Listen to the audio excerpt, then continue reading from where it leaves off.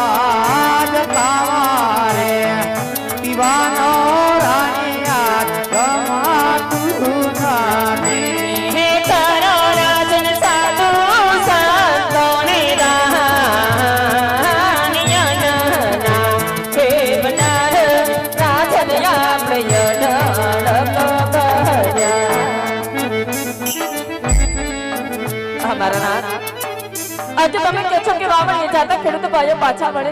હા રાણી. આજ આને લઈ જાતા રાયકા ભાઈઓ પાછા વળે? હા રાણી. અરે મારા નાથ, આજ ડગલે ને પગલે જો કદાચ આપણી આ રૈયત મેળા બોલતી હોય તો આજ આપણી આ રૈયતને આપણું સંતાન સમજીએ છે ને તો મારા નાથ, આજ આપણી આ રૈયત એ વાતથી ક્યાં અજાણ છે કે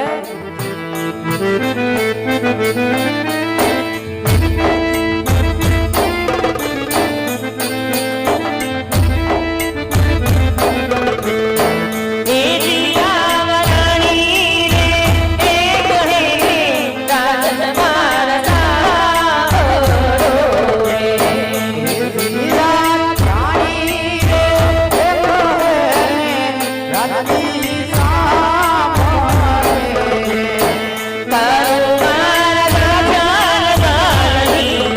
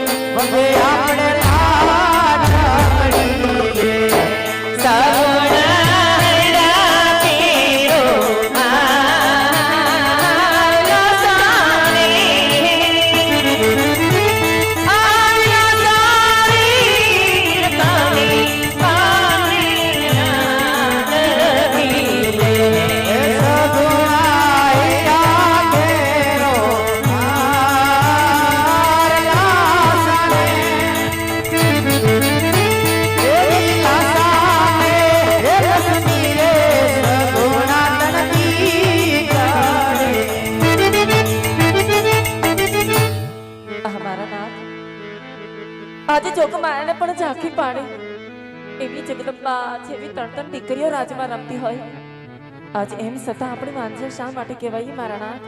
હા, જેમ જેમ તમે દીકરીની વાત કહો છો એમ મારી વેદને સમજાવું કે લાસા લક્ષ્મી સગુણા ત્રણ દીકરીઓ આ છતાંય વાંઝાનો અવતાર કેમ કહો છો?